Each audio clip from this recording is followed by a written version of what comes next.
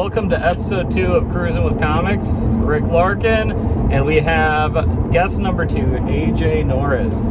Hi. Say hello to all the -5 people paying attention. Hi, -5s. It is, what is it, July 2020? It's one of those July dates. We're actually driving from Everett to Salem, Oregon for the City versus City competition put on by Soul of Wit Productions. Ty is the man running the show down there. Headliner or host is Sam Miller. We are Team Everett. With Eric Jones also. Eric Jones, he drove his own car. He didn't want to carpool. I can't imagine why. Yeah, I think I have some deodorant on. I don't know. So it's totally safe though, because we got a car mount. I'm driving. AJ's gonna run the show. No, I'm just joking.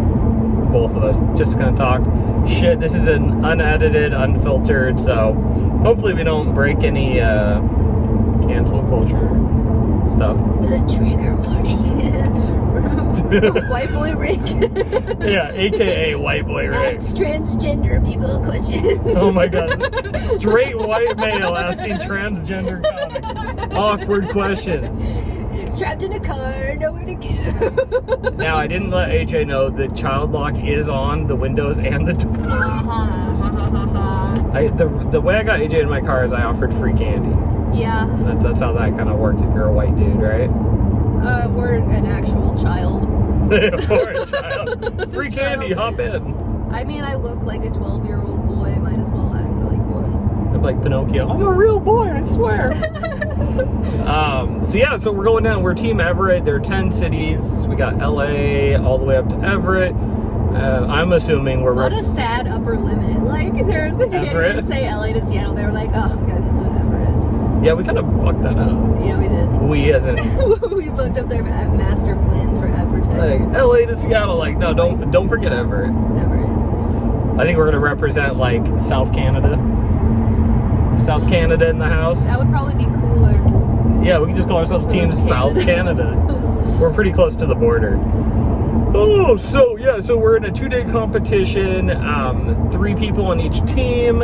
Each comedian does 3 minutes. I don't know what the obsession with 3 is. I don't know. I feel like it's a good amount of time to, like, get your sizzle reel done. Get your sizzle done? Yeah. Yeah. What does that mean? I don't know. Just really pop it. 3 minutes, like, I don't know, it's like not too much setup, like, just a bunch of tags, you know? Just boom, boom, boom, and get the fuck out. It's kind of like a good one-night stand, right? Get in, do your business, and get the fuck out. Is your idea of a good one-night stand 3 minutes?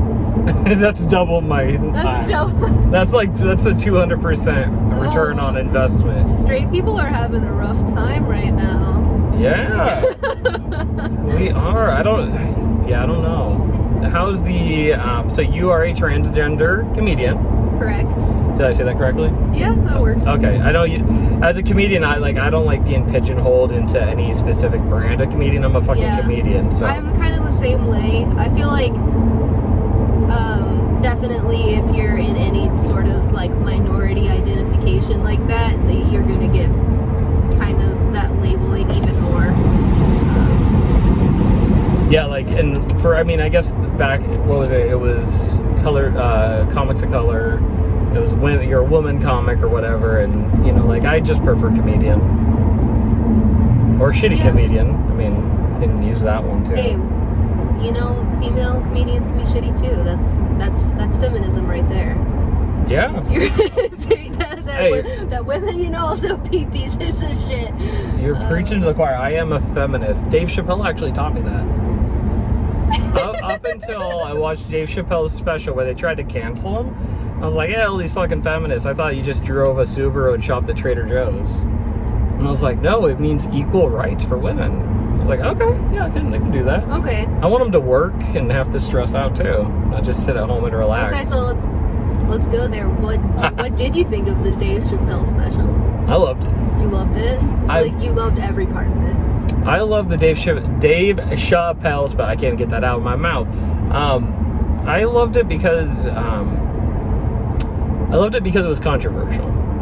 If I'm going to be honest, I loved it because he went through subjects that are controversial in nature, And I think the reaction to it was kind of that knee-jerk reaction to, oh, he's saying something about somebody that's controversial, like the subject, but the actual message that was delivered that I heard, and I gotta own that because I can only hear what I can hear, right? Was a message of inclusion. See, I felt that it like normalized violence against queer people a little too much. Like, he openly talks about how he like beat up this lesbian woman, and like regardless of the story behind it, like don't fight people. Yeah. Like, in a general sense, right? Yeah, even if someone's like kind of being a dick and maybe getting in your face, like that's not a reason to throw hands. Like, oh, definitely. That's I mean, yeah, and see, and I come from a different viewpoint, right? So I watch it, I enjoy it, but I don't like hearing people feeling that way. Yeah. Whether it's justified or not. I mean, it's not my place to say how someone should feel, you know? Right, yeah. And I think the thing that pissed me off about it wasn't anything that he said. It was like watching other comedians like defend that behavior like relentlessly. And we've gone into a real like sticky subject right away, which is kind of fun. Yeah. So being unfiltered, unedited, and I'm probably gonna get in a traffic jam in Portland, but so I'll make more eye contact with you beautiful people. You beautiful -5, the -5 following. So what, because I hear people say behavior. What is the behavior that you're targeting or that you're focused on? That Dave Chappelle. So like, I'm trying to. I gotta tell you guys, like, it's been a long time since I've seen it, so I can't. Yeah, it's likewise. So it's gonna be hard to quote specifics. Right, but there were multiple times like where just during his storytelling, like I felt that, you know, like when you watch The Office and you're watching, you get that secondhand embarrassment, and it's like, you know, there's nothing you can do to stop it. You can also see what's coming, and you're just like, I don't want this to be happening, but I feel powerless to it. It's like a train wreck. Yeah, it's slow a train motion. It's like a train wreck of just punching down. See, that's another subject it'd be cool to talk with you about too. The idea of punching down, which is a whole different thing. Because I've heard a lot of comedians that are well more seasoned than myself talk about that. There's no such thing as punching down, and I don't know where I fall in that. My style of comedy is really to make fun of myself, self-deprecation, and look for the humor in any situation, which leads me into controversial subjects. I'm trying to find a way to have humor in everything, which is either here or there. But what, like, you can say it's all just jokes as much as you want, but at the end of the day, that's as an excuse, right? Well, you have a microphone and you're talking to people. Your words, your opinions, the things that you say, that's going straight unfiltered into, you know, like 100+ people's ears in any given show, and then they're gonna take that or away like from 3 people's ears at my show. Yeah, exactly. Because like, really, how many people are gonna take that as a justification for their own shitty stuff? Maybe like 1%, but that's still too many. So when we're talking about, so you said that you recall something, and we're not perfect. We don't remember the whole special verbatim, right? But I don't recall a part where you talked about beating up a lesbian. Can you talk about that part? Because it'll probably refresh my memory. Best I recall, he like is telling this story about how he's like at a club, and this lesbian woman gets kind of like aggro with him from across the way. Yeah. And was kind of like getting in his face, like, you want to go, stop looking at my woman, you know. And he talks, and then he was like, what did he say? He was like, I like tenderize those chicken breasts. And And I was just like, gee, like, what?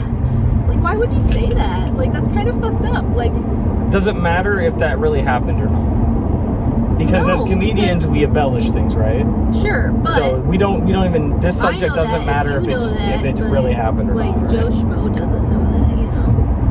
They don't know if it happened or not. Well, and what I'm trying to ask. Apparently, there was like a news thing about. I didn't look it up, so I don't know. Okay, so it might have actually happened. Just the way it was presented, like almost like a badge of honor for, you know, that kind of violent behavior towards queer people. It's like, oh, I don't care that you're queer, I'm I'm still gonna be a dick to you too. It was like, no, that's not. Well, you should not be a dick to anyone. The point I was about to get to, I think, is regardless of if it happened or not, using a microphone to share that is the more important thing, because like as comedians, we storytell, we tell jokes, and they might be based in reality and they might be embellished quite a bit. Mm-hmm. But even if it's fact-based or not, it doesn't really matter, because that same message is coming out. Right, exactly. So who cares? Like if it really happened or not. Who cares if it happened or not? Right. So like that, I do remember that part. What stands out to me was I remember something about, and I don't know if this is my own just mind going with it, but like the woman was acting like a dude, so he treated her like a dude, and he punched her or something. Like I think there was set up to some degree like that. I've heard that set up from like other, jokes, comedians, TV shows, whatever. But like, that's not a good excuse to beat up a cis dude either. Like yeah. Well, I don't think violence is the answer to anything, unless I'm protecting my neck. Like if you're gonna cause harm to me, I will fuck you up. But if I'm sitting here like, hey, like kind of coming at you, also like presumably, I mean obviously everyone's different, but presumably there's gonna be like a size difference too. Like as much as I want to like get hyped right here, like I'm all of like 140 pounds. Like I can't take anybody on. Like you also kind of got to think about that sort of power dynamic going into situations like that. They're like, oh, they want to be considered a dude. It's like, well, even if that was valid, even let's say if that was a good reason, you also still have like a huge advantage over me. Well, I don't even think it's a good reason, right? Like, yeah, well, exactly. Like it's not. But even if it were, it's like. Well, I think there's this archaic idea of like chivalry and men don't hit women, and not to say like don't hit women because it's just a kind thing. Like that's just it's not cool to hit fucking anybody. Yeah. Like hitting nobody's the answer. But it's worse when you're picking a fight you know you're gonna win. From a position of power. Yeah, exactly. Thus the punching down. So with the Dave Chappelle, is there anything else that stood out though? So we got. Honestly, I did not make it to the end of the special. Oh? I had to turn it off. So honestly, how much of it did you get through? I got. Like a percentage. I think there was like 20 minutes left when I turned it off. So 60-minute special, I think. So probably. So I made about 2/3. 2/3. Okay. Yeah. Did you get to the part where he talked about one of his best friends being LGBTQ? That part's not ringing a bell, but like we said, it's been a while. So. Okay. Yeah, so there is a part in the Chappelle special where he talks about this person that is really important in his life, and it was a comedian, and then actually commit suicide based on the online. So, like, what's interesting with the point of bringing that up for me is hearing the punching anybody, but punching a, what would you call it, a marginalized population or a minority population specifically. He talks about that, and then on the other end, and not to say that it's weighing out scales, but talks about his love for that community and how a member of that community was important to him. And I heard Joe Rogan, and everybody, I hate Joe Rogan, but Joe Rogan talks about knowing Chappelle and knowing his relationship with this person, and part of the special was apparently third hand Chappelle's dedication and kind of in memory of that person. So it's kind of like talking about that subject. So do you remember that? Kind of. I will say it's pretty easy to speak for a dead person. What do you mean? Like you can kind of create whatever narrative you want, like as far as your relationship with that person. They're not there to tell you any different. So again. So we got to take it as face value. Yeah. Yeah. Well, and also having like a queer friend that killed himself doesn't make you an ally. It's like I have a black guy that died. It was a friend of mine. Like, yeah, that doesn't make me an ally. Yeah. And this is where we get into unfiltered, unedited. This is gonna be fun. Yeah, I know. It's probably not gonna be super popular thing for the people to hear, but yeah. Well, honestly though, like if I ever kill myself, milk it, you guys. Milk it. Call out. I was your best friend. I'm an ally because AJ was my friend.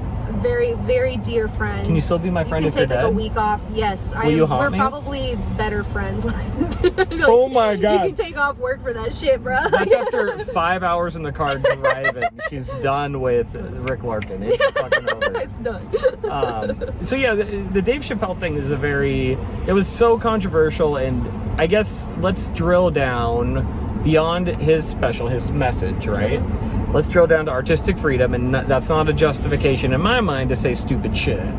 Just, oh, I'm an artist, listen to me. Yeah. I mean, if you do that and people don't take to it, you're gonna cancel yourself. 'Cause Exactly. No one's gonna fucking go to your show. I hate this like thing of like, oh, cancel culture. It's like, yeah, but for something that you did, like, yeah, people are gonna get mad at you if you're being shitty. Like, I don't think it should be like, oh, you know, this person can never do comedy again because they said one thing that offended that guy. Like, obviously, that's taking it too far. I think we all agree on that. I don't think anybody's saying that isn't ridiculous.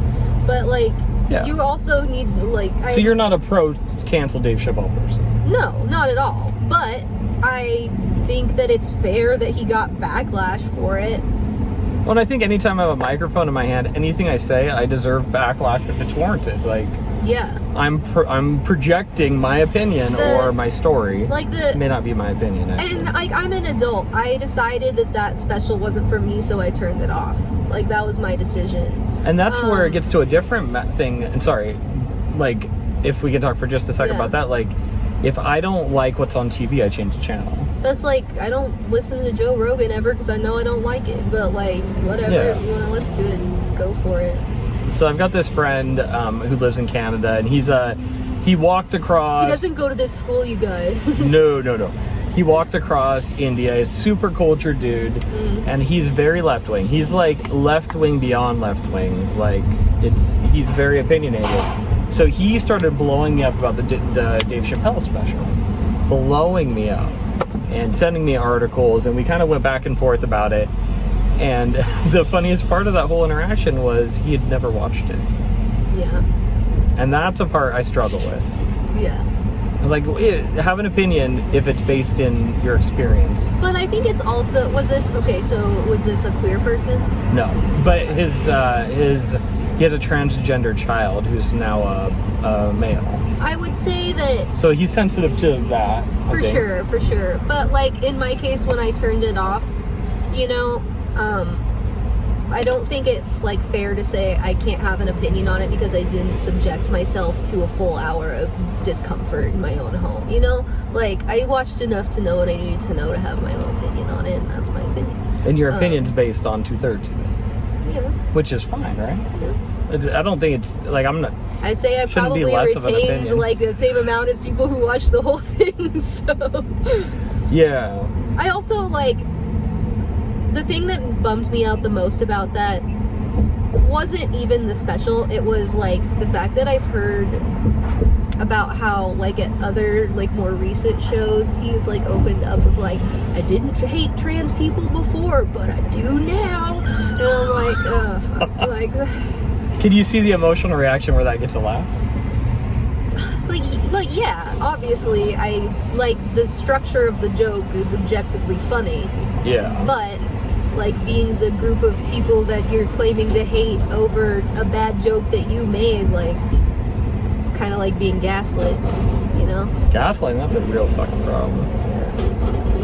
So, we could talk for hours about that. Let's move on from Dave fucking Chappelle, like, talk about one of the most, see, I was gonna say one of the greatest of all time, but you don't share that opinion, and I respect that. So I don't want to say the greatest of all time, but a very popular comedian. I mean, objectively, he's a very good comedian. He's very famous. He's very successful. Very Unlike popular. me, so yeah. Right. Like, I mean, I could say, oh, fuck Dave Chappelle, whatever, but So let's talk about something more interesting. Let's talk about AJ Norris. Ew, okay.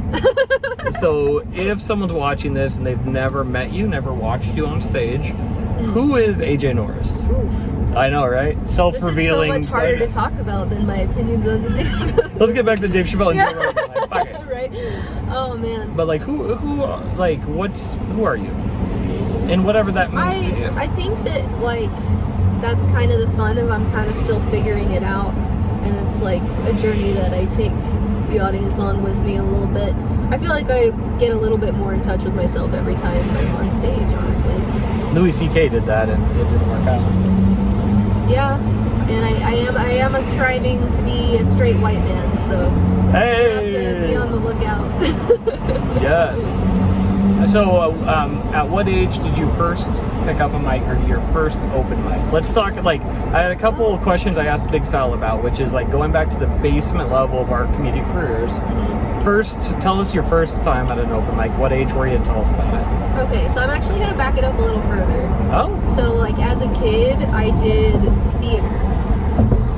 Like, community theater. I kind of sense that energy off of you. Well, you've also been, like, listening to me have a 5-hour sing-alongs.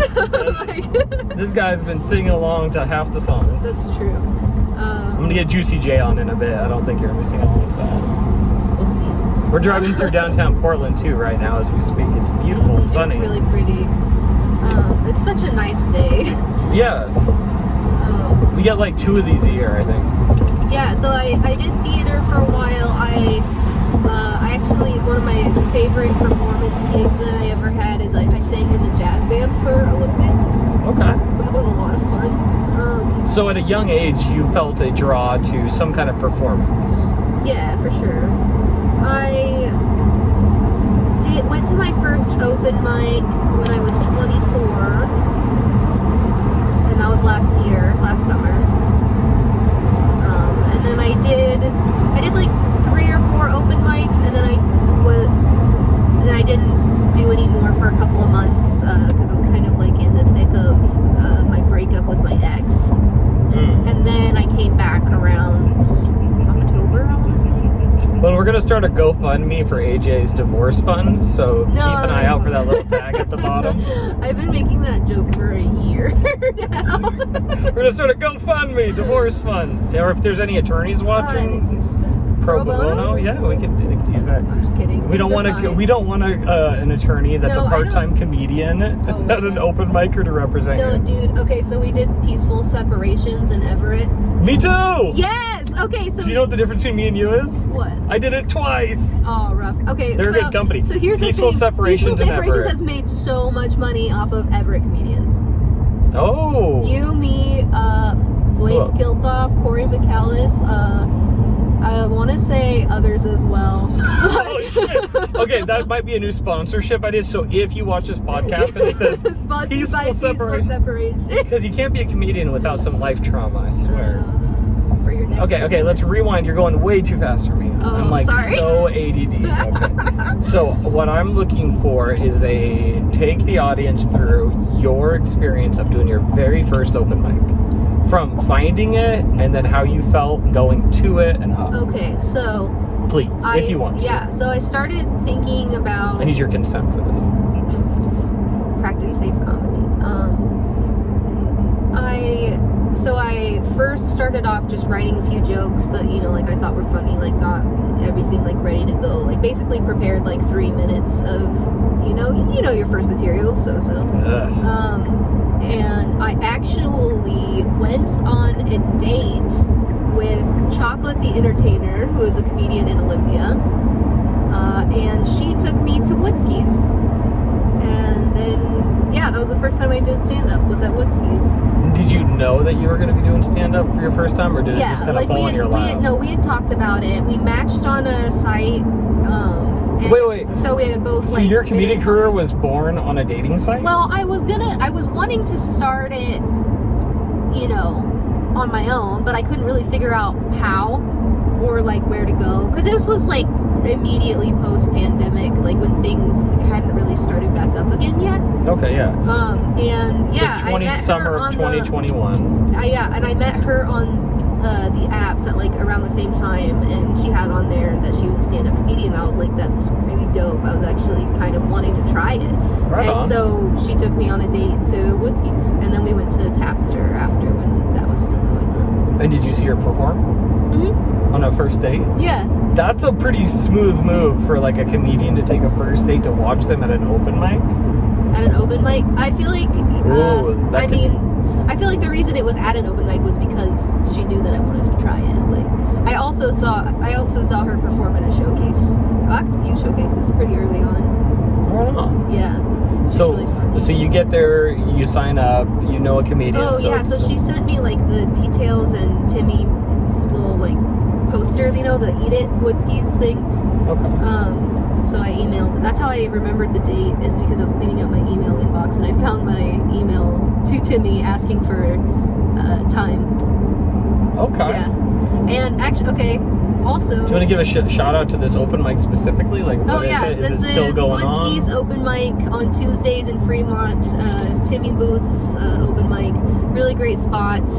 I Thank you for getting AJ started. Yeah, that was he got me started. He got me in the Northwest book on all the Facebook groups.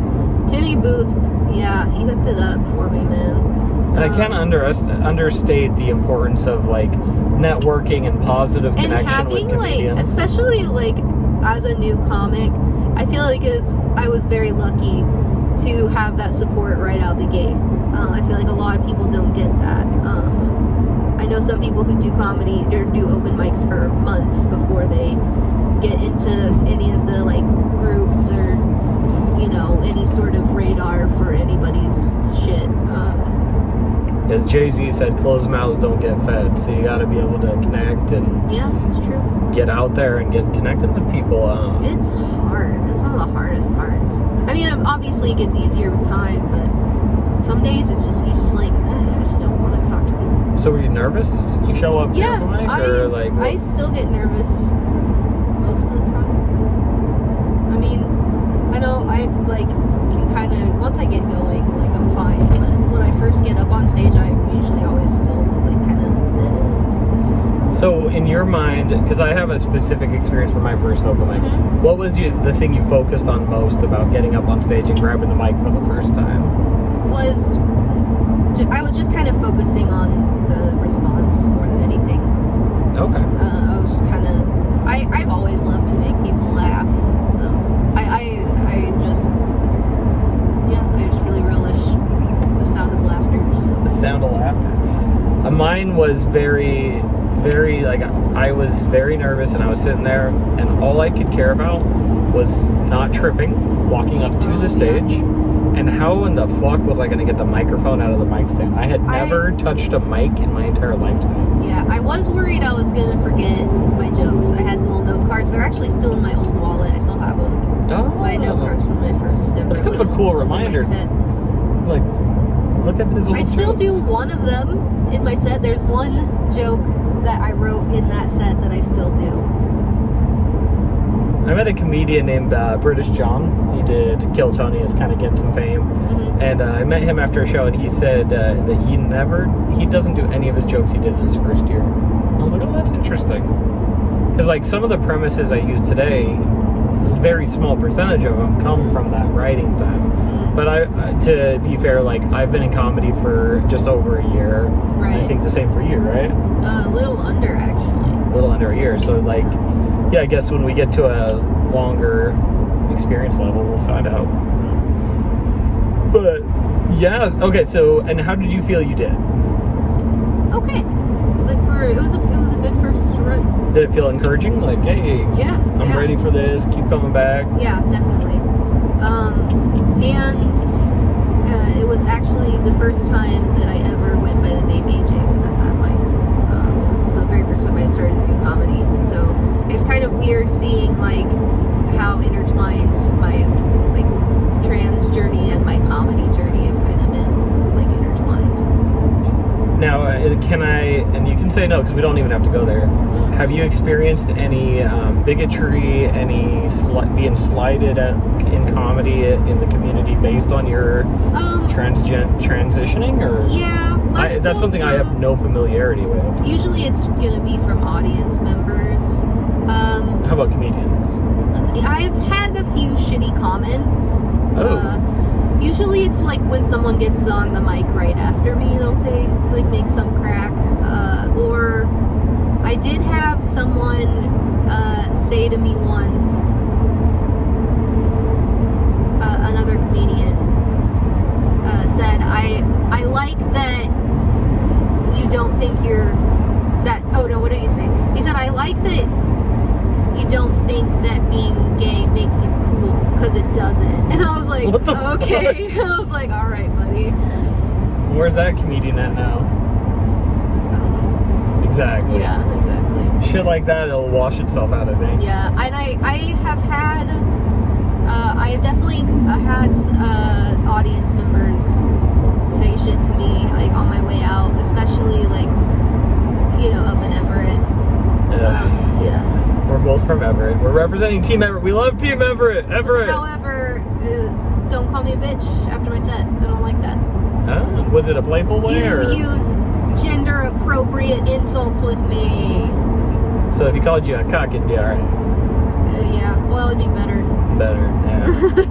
Cunt or cuck. Either way, it's not too good. I gotta drop the R word somewhere in here. Just like, you know, just to have all the words used. Don't drop the R word, please. So I had to teach this one what of mice and men was. yes, AJ has And you managed to get through that without dropping the R word, so. Well, and these aren't words that like I use on a regular. Just when you're on camera for Just people when I'm on to camera. view, yeah. Yeah, just, you know, like behind the scenes. Like I'm a comic that I write what pops up in my head, and sometimes that's not good. So I have to like work it out to make it into a different to get what I'm trying to say out without using those words. Mm-hmm. I think there's definitely a skill set of packaging things the right way. Yeah, writing.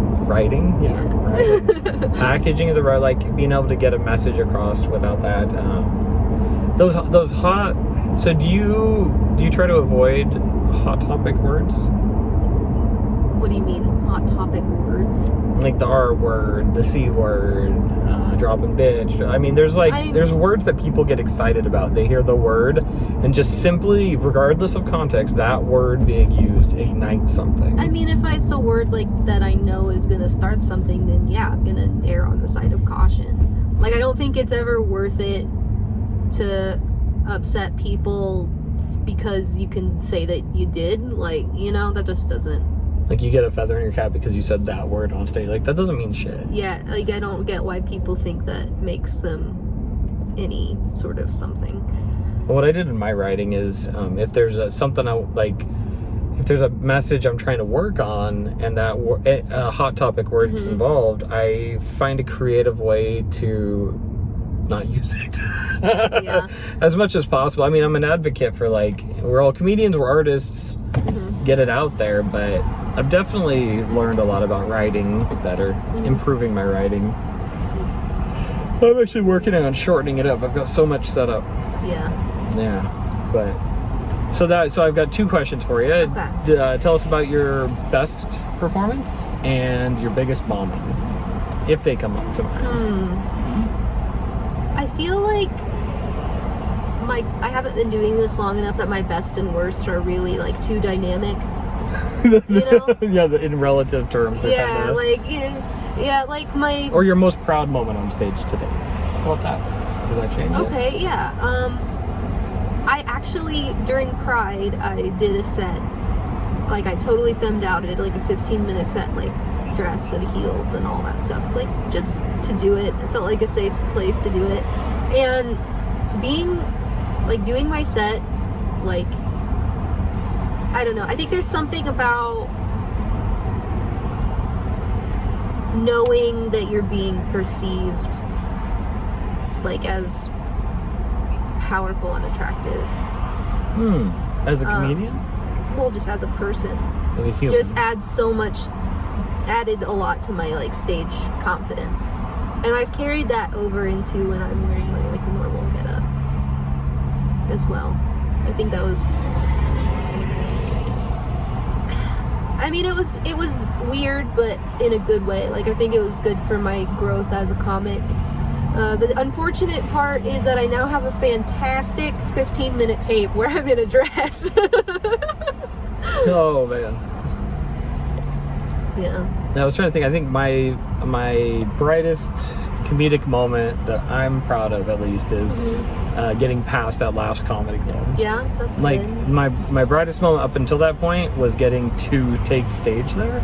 just getting to have an audition and then finding out I was passed and I could come back and keep working on my material. That was just like a moment of, as a patron, going in there and sitting there and watching comedians and then actually taking the same stage as a comedian. Getting past that lapse-in at club comedy were definitely major milestones. It's big, man. It's like, and so why did you get into comedy? I started off just kind of like, it was a pandemic. I watched a lot of Netflix specials. Now, some of them were not that funny, and I was like, I could do that. I wonder how many comedians got stuck watching specials and came out of the pandemic like, hey, I could do that. Well, at least this one. My story is similar, though, because I was listening to podcasts, mainly Kill Tony. So have you seen Kill Tony? I know of Kill Tony. You've never seen an episode? No. Oh, we gotta change that. Okay. Do you know the premise? So it's a live comedy show where comedians show up, put their name in a bucket, and there's always way more comedians than you even have time for, and they come up and they do 1 minute on stage for Tony Hinchcliffe, Brian Redband, and a guest who's usually pretty well known in comedy. You do your 1 minute, whatever it is, uninterrupted, and then they critique you. And it usually ends up in a shit show. I bet. There's a lot of drunk people. There's a lot of like first timers. And then my understanding That's of their a bold way to try comedy for the first time. Yeah. Well, and watching comedians do that, like I watched that from a fan's point of view, and I loved it.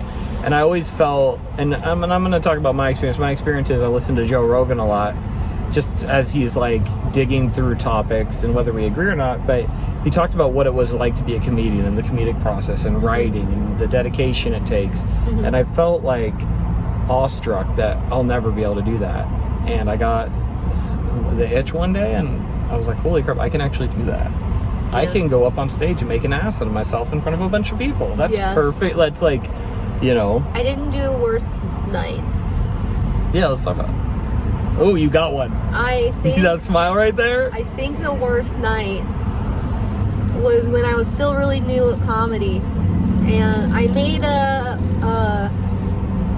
fairly sexual joke on stage, but it was like up in Everett at Tony V's on like a Monday, but it was like in the middle of winter, so it was just like me and like 7 like male comics. Oh, Jesus. And like, I want to say 4 or 5 out of them DM'd me later that night. About getting laid? Well, put out some sort of feeling. Oh, no. Yeah. Wait, so that worst time on stage was based on the reaction you got after the show? Or, that was, during? well, because both. But it was kind of my wake-up call of like, because I don't really rely on sexual material very much. But I did a little bit when I was first starting out, and I think it was just because it felt like it was easier to get people to laugh about it, you know? But I learned very quickly that I'm not comfortable with the ramifications of that. Oh, that sounds awkward. It was a little awkward. Like DTF? Are you DTF? I'm imagining all sorts of text coming. Mostly no. Thank goodness Everett is a safe place for comedians. Mostly no. Safe place. Yeah, I was trying to rack my brain too, like outside of my first 6 months. Beyond that, like what was the worst? Beyond that? And I'm trying to think, like, I've had performances where I'm like, okay, that went well. And then I've had ones where like I feel like I didn't hit the mark as much. Yeah, I would say I haven't been banned from anywhere, which is good. I've had a lot of just lukewarm, open mic experiences. Who hasn't? I think my worst, like, paid gig, my worst set, like, it was okay. It wasn't terrible. It was when Ballard Comedy Club was still a thing. It was Robert Pitty's show. I remember hearing and about I was, that, like, still newer, and honestly, this was, like, right before I got actually good at writing jokes. So it was, like, not very strong material. It was a very rough 10 minutes. And he still paid me, that sweet guy. I wasn't expecting to get paid at all because I wasn't originally on the show. He penciled me in at the last minute, which was already super nice. And then he paid me for, like, 10 of the worst minutes of comedy I've ever done. Did you get any laughs? Yeah.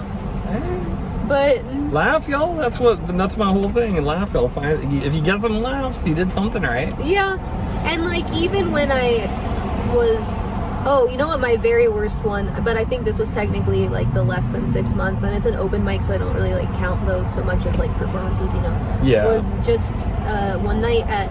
Did you ever do Tap Queen at Tapster? No. Megan Katie's mic. There was one night I went there and there were these people in the back that like would not shut up, and they were like actively like yelling over you like while you were trying to tell jokes. That was very fun. And like the people who were running the bar like wouldn't do anything about it, and like no matter how much comics were like shut the fuck up, like they would still just keep going. They're just drunk and excited to be at a bar on a Tuesday and not caring what else is happening around them. Hecklers dealing with drunk crowd members. That's part of the job I didn't really foresee being an issue. Like I didn't know what that was going to be like. My weirdest heckle, I think, is oh yeah, it was like right around Easter.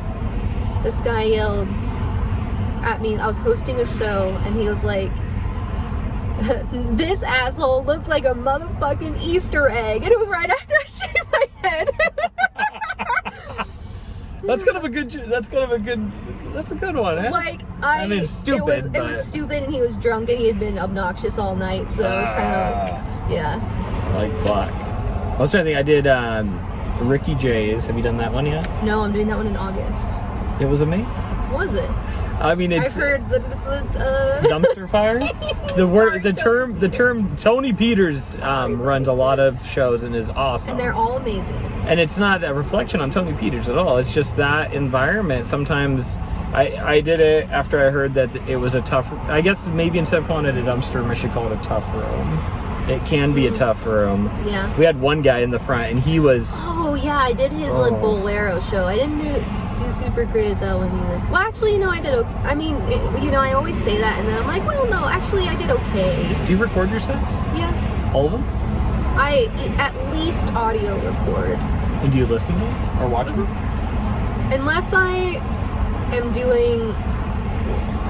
Sometimes I won't if I know that I'm just feeling off and I kind of just want to spin some one-liners. But usually that's just me trying to write out loud more than it is actually practice. See, and that's what I was told when I first got into comedy, is record everything, watch it. And I was struggling to watch it, and a more seasoned comic told me, he goes, if you're struggling to watch it, imagine how the crowd feels when you're on stage. And I was like, oh yeah, I should definitely. I was struggling to watch my tapes because I was experiencing a lot of body dysmorphia. Oh, especially also hearing my voice. I don't like my voice. Nobody likes my voice. I fucking hate it. But I think that's where you start to, I don't know if that's you start to weed out people who take it serious and their motivations for comedy. I'm watching myself to look at what I did well, as well as what I did, I don't even want to say what I did wrong, but when I didn't hit the mark, or I should have paused there, and I left out part of the bit, Which, like, part of my, like, Salon Gossip. Shout out, plug what do you got going on? So I have a new little mini series called Salon Gossip. The first episode is out with Blake Kiltoff. It's a lot of fun. The reason that the first episode is only a minute long is, one, because it was like, the first episode, I'm still figuring everything out, and two, because I could not stand to listen to the sound of my own voice for any longer while I was editing. So what is it? I was going to try to make it longer because I had more material from like alternate takes that we had done. I just couldn't do it, and I was like... Is it a podcast, a talk show, or is it like... It's kind of hard to explain. It's like a loosely based, like, improv type show. So basically I write... And it's animation? Or no? It's like a cartoon. Okay. I write a very loose script with like a few like key points to keep like the flow going, but like when I'm asking about like work and family and stuff, then like it's kind of like improv, like answer honestly. Like we talked a little bit about how Blake's work was going, but then we'd like get into the actual like script of it. But it's a very riff based. Okay. Yeah. Well, hopefully I can put a link. Is that on YouTube? It is. How do you get to it? It's through my channel, AJ Norris Comedy. Right on. So hit that up. I need to get that some views. From my -5, so you'll go from 8 views to like 3. Oh, lovely! Thank you so much. That's the Rick Larkin bump. There you go. Yeah. So that's punching down. Oh God. As a comedian, I've really tried to focus, just talk shit about myself, and I can't offend anybody. Honestly, like if everyone would just stick to commenting on their own personal experience, like you'd be fine. Because like I don't think anybody can say anything about my personal experience. Like I own that. Except you, yeah, exactly. So it's not controversial. Now if and taking shots at populations and people, whatever. Yeah, that's like I've tried to write like political jokes, and I mean some of them can hit, but it's not where my heart is. My heart is I've been through so much. I don't want to sound like a fucking dying heart here, but like trauma. Yeah. That finding the humor in it has been fun for me. Like looking at some of the darkest points in my life and being able to laugh about it. And if I can write a joke about it and deliver it in a productive way where people laugh about it, I feel like I'm creating positivity out of negativity. Yeah. I guess. I agree. It's like if I can't make it funny, why did I go through it? Yeah, and there's things that like I'm writing that it's not funny right now. It might be in 6 months. Right. It might be in a year. And I just put a pin in it. It's in my notebook. I'll touch it, when I need to. I know. I have like a page in my notebook. I'm like, things that I want to joke about, but I am not mentally prepared to joke about. It's like, this is going to be so fucking funny in like 3 years when I'm over it. Like this one time in band camp. Now, you might have actually gone to band camp. I did. I played the saxophone. Oh, not the flute? You didn't stick a flute? No. No, okay, no. I didn't. No apple pie jokes. No apple pie jokes. You can sense AJ's nervousness right now. No, I'm joking.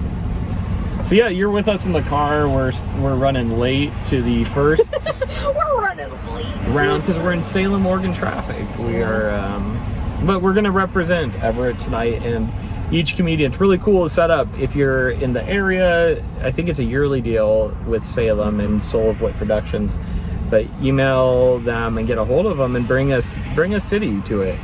It's a 3 versus 3, so 3 comedians from each town, 3 minutes each. Boom, boom, boom, boom. Then the judges weigh out who wins, who loses, and you move on to the next round. So it's going to be a fun time. We got a lot of comedians coming in that we know. We got a lot of comedians we don't know. I'm going to tag all their socials and everything. Everybody on here. Maybe we can record something with Eric. Get Eric for sure. We can trap him in the car and go for a drive.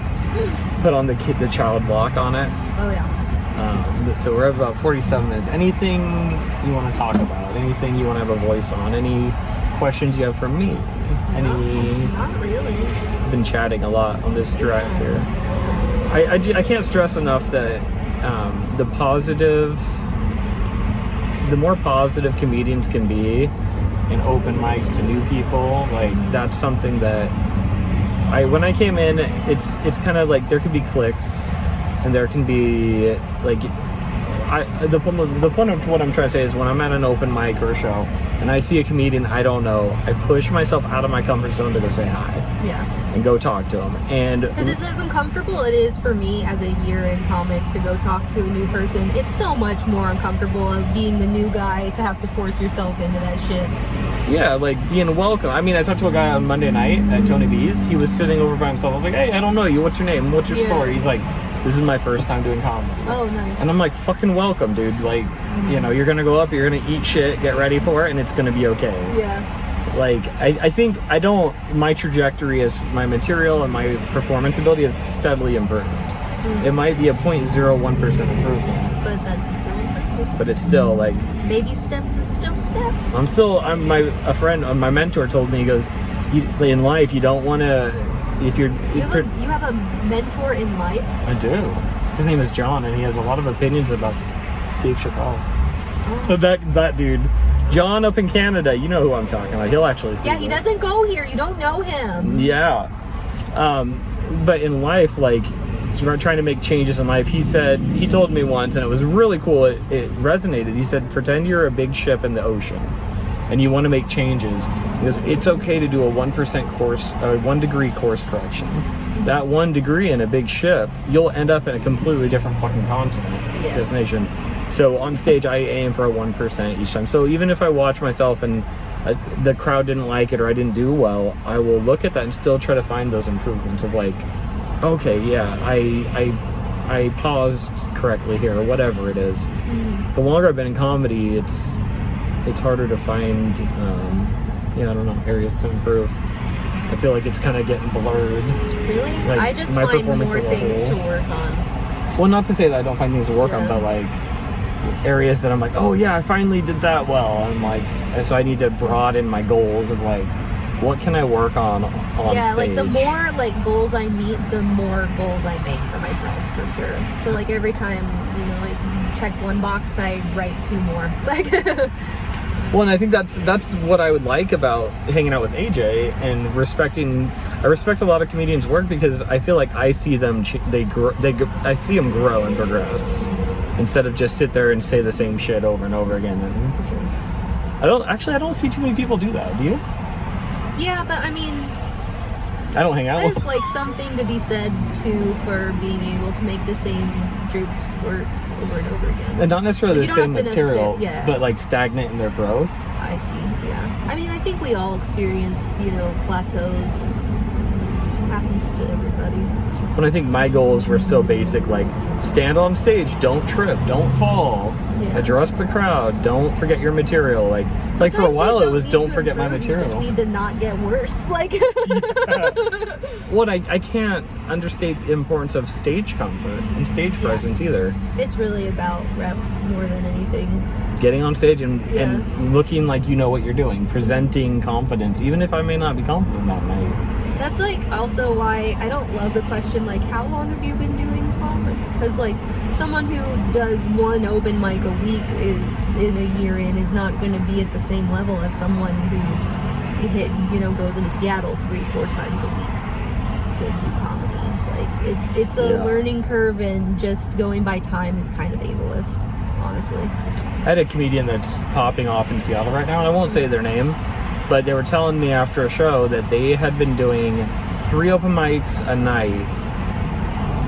Was it a night? I think, or like 12 a week or something. There was some crazy number for 8 years straight. Yeah, if you line it up right. But there was some crazy amount per week that this person had done for 8 years, and just last year started popping. And it gave me that perspective of, it takes time. And we all learn differently. And having such different styles, it's sometimes like comparing apples to oranges. Have you noticed your appreciation for watching comedy as a fan has changed since becoming a comedian? Yeah, I'm way less easily impressed. It's harder to enjoy it to a degree for me. I have to kind of get a little bit stoned first. Disassociate a little bit? Yeah, and then I can kind of get out of the comic work headspace and get into the audience member headspace. But when I'm watching other people tell jokes, sometimes all I'm doing is just writing my own tags in my head for their jokes. I went last night and my girl and I saw Dan Soder, and he's on Billions, the TV show. He's a comedian with Big J, he's a well-known comedian. And when I go to watch someone that I'm a fan of, I have to really try to shut down my comedian part of my brain and just be a fucking fanboy for a minute. And it's hard. I'll see him setting something up and I'm like, oh, where are they gonna go with that? Oh, how did they get to this point? And I'm like, sometimes I lose the magic of comedy. Yeah, you have too much behind the scenes knowledge. Yeah, but that's kind of cool in its own right.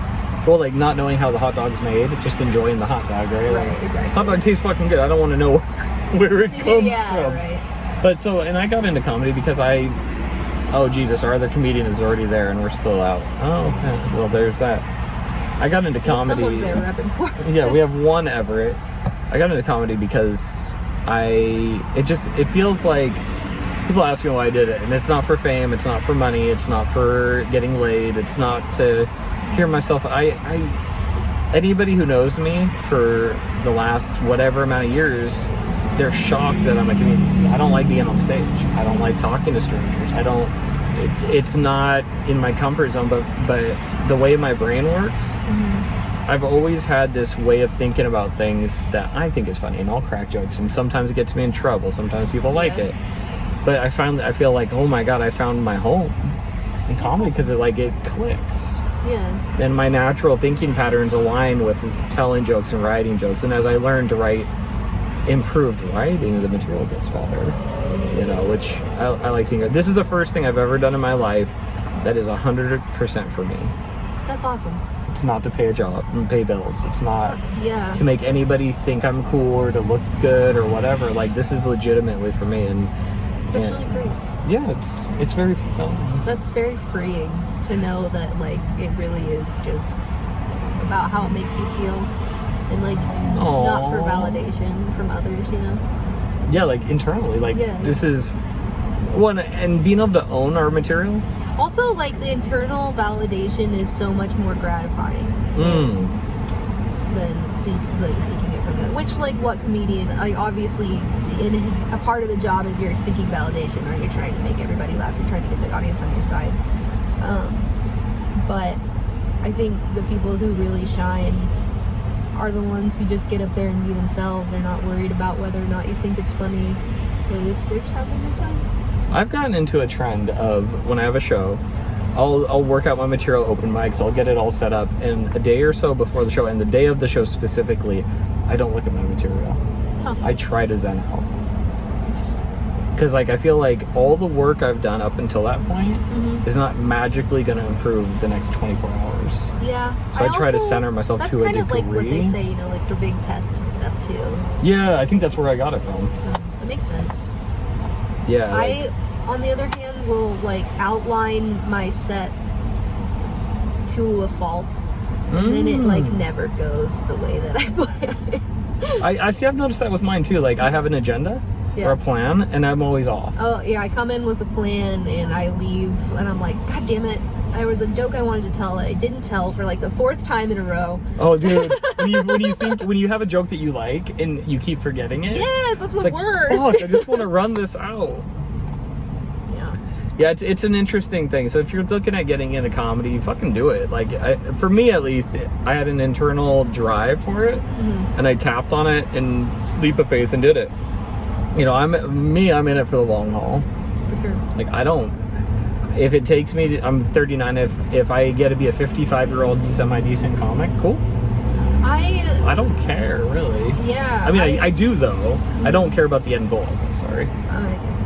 I didn't think I would care about the end goal, but now I'm a year in and I'm really enjoying myself. And, I don't know. But you want to progress, right? Oh, for sure, yeah. It's that internal pride. I didn't originally think that I would maybe want to make a career out of it, Now, I don't know. Think about it. I'm still not really sure what my end game is here, but I have short-term goals, and that's good enough for me right now. Yeah, and we've got 24, you're 25 now? And 39-year-old, we're at different stages of our lives, too.